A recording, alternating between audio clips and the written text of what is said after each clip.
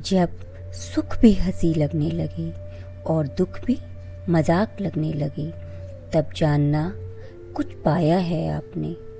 इसका अर्थ है कि जब इंसान सुख और दुख दोनों को समान भाव से देखना शुरू कर देता है, तब वह जीवन में असली ज्ञान को पा लेता है।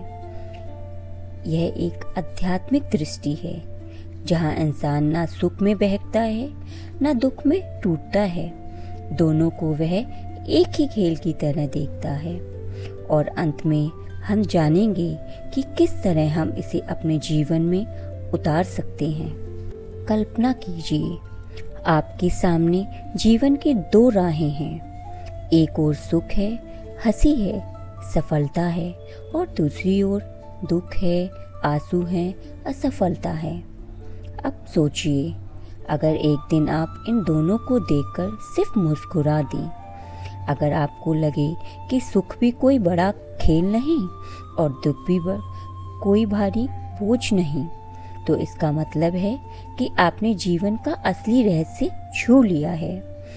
यही वह क्षण है जहाँ कहा जाता है, जब सुख भी हंसी और दुख भी मजाक लगे, तब जान लेना कि आपने कुछ पा लिया है।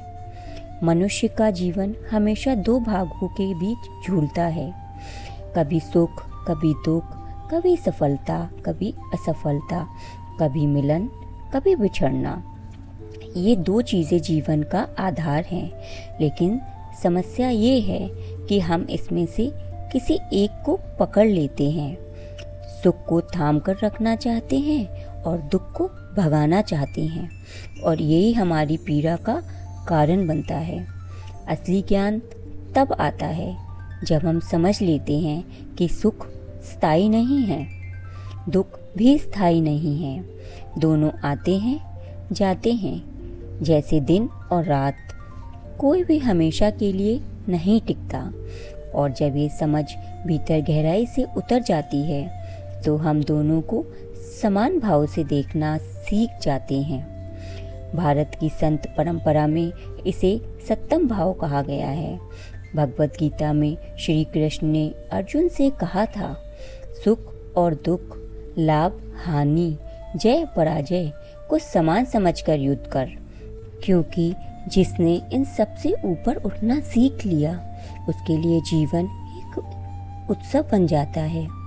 मान लीजिए किसी ने आपको अपमानित किया, अगर आप उसके शब्दों को गंभीरता से लेंगे तो दुख होगा, लेकिन अगर आप भीतर से मुस्कुराए और सोचें ये भी एक खेल है, ये भी गुजर जाएगा, तो वही दुख मजाक जैसा लगने लगेगा। इसी तरह जब जीवन आपको सुख देता है, तो अगर आप इसमें डूबकर खुद को खो देंगे तो अगला दुख आपको तोड़ देगा। लेकिन अगर आप सुख को भी हंसी खेल समझें, तो दुख आने पर भी आप विचलित नहीं होंगे। जीवन एक नाटक है। ओशो कहते थे, जीवन एक रंगमंच है, हम सब अभिनेता हैं। कभी हमें हंसना है, कभी हमें रोना है, लेकिन भीतर से हमें ये याद रखना है कि ये सब नाटक है। जो इस नाटक को सच मान लेता है, वह पीड़ित होता है, दुखी रहता है, और जो इसे खेल समझ लेता है, वही इन सब से मुक्त हो जाता है, वही सुखी रहता है। जहाँ एक गहरा रहस्य है, सुख और दुख दोनों ही बाहरी परिस्थितियों पर निर्भर हैं, लेकिन आनंद भीतर से उठता है। सुख वस्तुओं पर टिका है, दुख परिस्थितियों पर टिका है, लेकिन आनंद आत्मा पर टिका है। जब कोई व्यक्ति सुख और दुख दोनों को खेल समझ लेता है, तब वह भीतर से आनंद खोज लेता है, और वही आनंद स्थायी है। इस स्थिति तक पहुंचना कैसे संभव है? इसके 3 उपाय हैं। जागरूकता, अवेयरनेस। हर सुख और दुख को पूरी जागरूकता से देखें, उसमें बहे नहीं, बस साक्षी बने रहें। ध्यान, मेडिटेशन।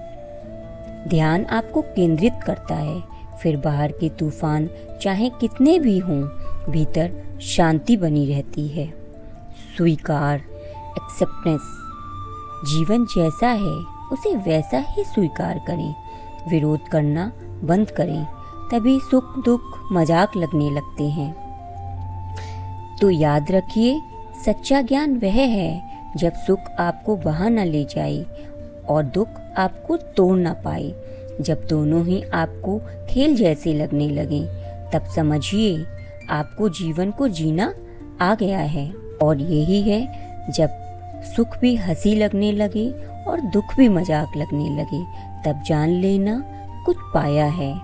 अगर आपको विचार पसंद आए हों तो हमारे चैनल से जरूर जुड़िए।